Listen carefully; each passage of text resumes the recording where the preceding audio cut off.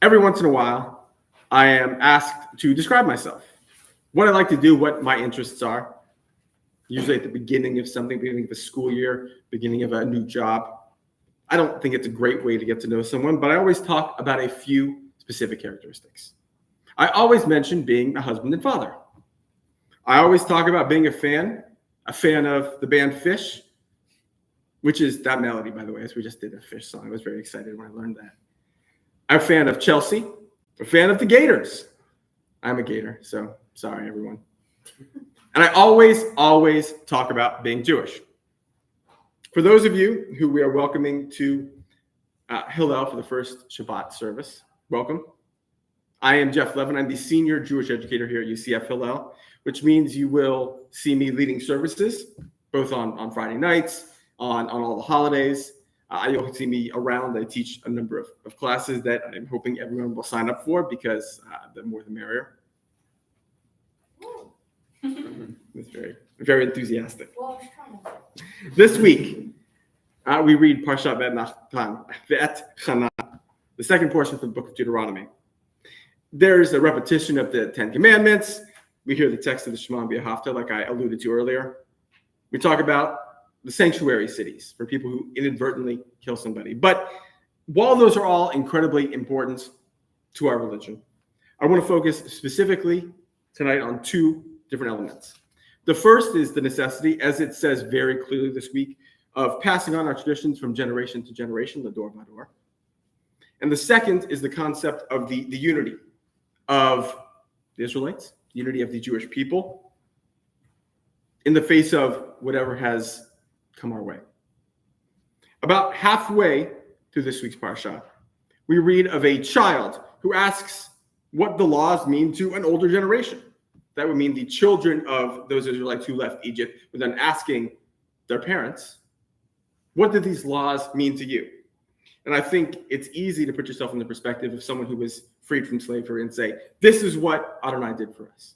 But from the perspective of 2024, it's a little bit more difficult. So we have to think about this lesson a little bit more metaphorically. Moses has just told the people that he has been forbidden to enter the promised land. That he will have to trust that everything he has taught the Israelites since leaving Egypt has taken root. He knows that he's going to pass on the mantle of leadership to Joshua, a worthy successor. But you can sort of feel in Moses' words that he's sad that he's not going to be able to see his mission through. But let's be honest, that's what life is. Life is you put a number of things out in the world and you have no control then of how they're going to turn out. I mean, as I was thinking about this, it felt very apt. For those of you who are enjoying your first Shabbat as college students here together with us, the lessons that you learn throughout your lives, at school, at synagogue, and of course from your parents. I say as a parent, I'm not sure that's the most important to you all in this room, but as a parent, that's the most important to me. It's time to see how well they've stuck. Your parents, your teachers, your rabbi no longer has any ability to influence. And it's clear, of course, you learned something because you're here, but that brings me to my next point. And it's really an important one, which is that we Jews are a small people. I don't mean a short people. I'm a short people, but we Jews are not a necessarily a short people. But Judaism and us as a Jewish community, we are small. The Israelites, as it says this week, were a small people too, confronted with these massive armies of thousands of enemies. The only way that we continue to survive is by passing on our traditions and our experiences, our morals.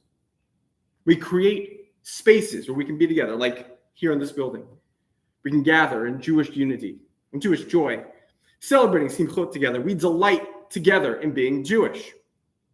There are people here tonight, and there are people that you will encounter at Hillel and across campus and here in Orlando from the entire spectrum of Jewish existence, from those who went to Kat Yeshiva in Boca and spent some time studying at a yeshiva after high school, to those who are just now coming back to embrace your Judaism. There are those in this room who are fervent Republicans and those whose entire identity revolves around their progressive ideology. We do not all daven the same way. We may not observe Shabbat the same way. We don't all share the same opinions about Israel. I think, and actually in this room, we're probably pretty similar about Israel, but it worked rhetorically. But we are all Jewish. We're too small in number to be torn apart by these sort of petty infightings.